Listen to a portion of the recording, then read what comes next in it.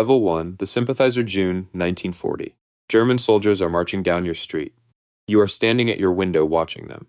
The sound reaches you before the sight does. The rhythmic mechanical precision of boots on cobblestone. Hundreds of them, moving in a synchronization that communicates something beyond military discipline. It communicates permanence. It communicates that what is happening is not temporary, not a negotiation, not something that will resolve itself in a few weeks. It communicates that the world you knew 3 months ago is gone, and the world replacing it has just arrived at your door wearing field gray and carrying rifles. Your neighbor steps outside and waves. He is smiling. You close the curtains. That is the first decision. The decision to close the curtains instead of wave. It does not seem like much. It is everything. Because in that moment, in the 3 seconds it takes to pull fabric across glass, you have separated yourself from your neighbor in a way that will define every day of the next 4 years.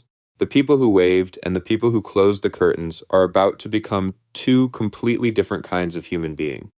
And only one of them is going to be able to live with themselves when this is over. France fell in 46 days, the fastest collapse of a major power in modern military history.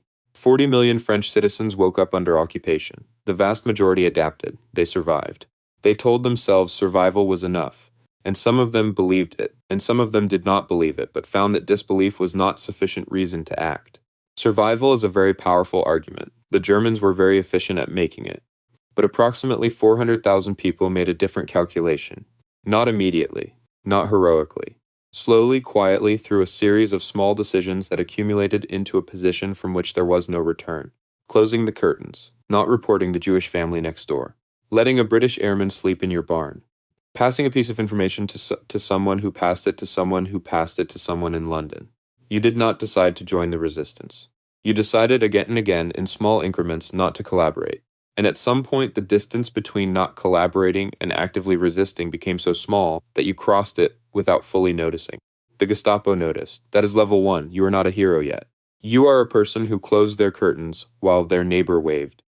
You do not know yet what that decision is going to cost you. Nobody who makes it does. Level 2, the courier they approached you through someone you trusted. Not a stranger. Not someone dramatic who arrived at night with a password and a purpose. A person you had known for years. A teacher, a shopkeeper, a cousin, who one afternoon said something that was not quite a question, and waited to see how you responded. The not quite question was designed so that if you gave the wrong answer it could be walked back, reframed, denied. The resistance learned this discipline early, because the early networks that did not use it were dismantled in weeks. You gave the right answer. 3 days later you were a courier. The courier network was the circulatory system of the French resistance. Everything depended on it. Messages, forged documents, money, intelligence, the names of safe houses and the routes between them. And everything depended on it being invisible. A courier could not look like a courier. A courier had to look exactly like what their cover identity said they were. A student going to class, a housewife going to market, a clerk going to work. The SOE, Britain's Special Operations Executive, trained agents and supplied the resistance with equipment, money, and communication protocols. By 1944, the SOE had inserted over 400 agents into France. Their average life expectancy once inserted was 6 weeks. 6 weeks. The Gestapo was extremely good at what it did, and what it did was find people who were doing what you were doing. You learned to read the street the way you learned to read weather. The man reading a newspaper at the same cafe 3 days in a row.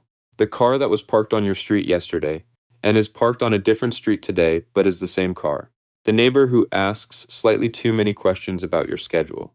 Paranoia and survival instinct look identical from the inside. The difference is whether the threat is real. In occupied Paris in 1941, the threat was almost always real. Your first run was a package from a bookshop on the left bank to an apartment in Montmartre. You walked the 40 minutes with the package in a shopping bag under bread and vegetables. A German checkpoint at the Place de Clichy. 2 soldiers bored checking papers. You handed yours over. Your hands were completely still. Inside your chest, something was moving very fast. The soldier looked at your papers, looked at you, handed them back. You thanked him. You walked away at exactly the pace you had walked before the checkpoint. You delivered the package. You never found out what was in it. That night you lay in the dark of your apartment and your hands shook for approximately 20 minutes. The shaking was not fear. The shaking was what fear does when it finally gets permission to exist. This is level 2. You are a courier now. You are inside the resistance. There is no clean way back out. Level 3, the cell member of the resistance was not an organization. It was hundreds of organizations that sometimes communicated and sometimes did not, and that were deliberately designed so that the failure of one could not destroy the others. A cell contained between 3 and 8 people. You knew the people in your cell by their code names, not their real names, not their addresses, not their workplaces. You knew only what was necessary for the operations you shared. The compartmentalization was not bureaucratic caution, it was survival architecture. If you were arrested and the Gestapo extracted everything you knew, you could only give them your cell. You could not give them the network. Your cell had 5 people. You knew them as Martin, Claire, the professor, and the Belgian. You met in a rotating series of locations, a back room of a restaurant, a flat in the 11th arrondissement, a farm outside the city whose owner you had never met. The meetings were never more than 45 minutes. Long meetings created patterns. Patterns created exposure. Exposure created arrests. Jean Moulin was the man who unified the resistance. De Gaulle's representative in France, he spent 1942 and 1943 building the Conseil National de la Résistance, the organization that brought the fragmented networks under a single coordinating structure. He was arrested by the Gestapo in June 1943 in a meeting that was betrayed by an informer. Klaus Barbie, the Gestapo chief in Lyon known as the Butcher of Lyon, personally oversaw his interrogation. Moulin revealed nothing. He died before reaching Germany. He was 44 years old. You thought about Moulin often, not because you knew him, because he represented the question that every resistance member carried. How long could you hold? The Gestapo's interrogation techniques were not subtle and not humane, and were designed by professionals who had learned over years exactly which combinations of methods produced results fastest. Everyone had a threshold. The question was not whether you had one, but where it was, and what it would cost to reach it. You never found out where yours was. You hope you never do. Level 4, the Saboteur. The operation was a railway junction outside Lyon. It had been chosen because it was the primary supply route for 3 German divisions, and because disrupt it for even 48 hours would create logistical problems that would ripple through German operations in the region. There were 6 of you. The explosives had come from a SOE airdrop 2 weeks earlier. The operation happened at 2 a.m., when the German patrol rotation created a 17-minute window. You had rehearsed the placement and connection sequence until you could do it in 11 minutes. The margin was 6. In practice, it was 4 minutes and 40 seconds. The explosion was louder than you had anticipated. Standing half a kilometer away, you felt it in your chest before you heard it. The junction was out of service for 63 hours. The 6 of you were never identified. What the post-war accounts of resistance sabotage operations tend not to include is the other side of the ledger. German occupation policy in France included collective punishment, reprisals against civilian populations in response to resistance activity. Resistance operations that disrupted German operations also created the risk of reprisals against civilians who had nothing to do with the operation. The resistance leadership debated this constantly. The moral arithmetic of operations whose military value had to be weighed against potential civilian cost. There were operations that were cancelled because the reprisal risk was assessed as too high. There were operations that went ahead and reprisals that followed. You made some of those decisions. You carry some of those decisions. That is the specific weight of Level 4 that no decoration and no post-war ceremony ever fully addresses. Level 5, the network leader D-Day changed everything and nothing simultaneously. June 6, 1944.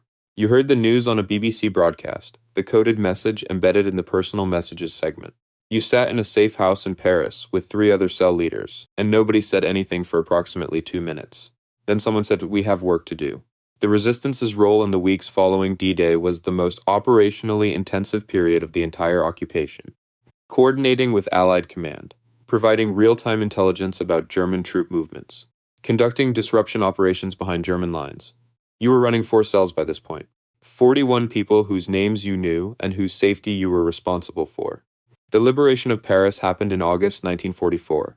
The resistance rose in the city days before Allied forces arrived, a calculated risk, executed because the liberation's political symbolism required French forces to be seen liberating the French capital.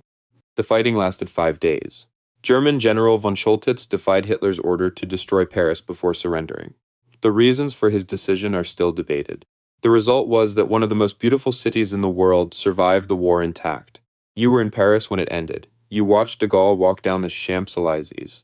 You were in a crowd of hundreds of thousands of people who had been waiting 4 years for this moment. The emotion was real, the specific release of something that had been held under enormous pressure for an enormous length of time, and underneath it, present but quiet in the noise and the celebration, something else. The ones who were not there for the liberation because they had been arrested and deported and executed. The resistance had 400,000 members. Approximately 90,000 were arrested. Of those, 40,000 were deported to concentration camps. Fewer than half returned. Your neighbor. The one who waved when the Germans marched down your street in June 1940.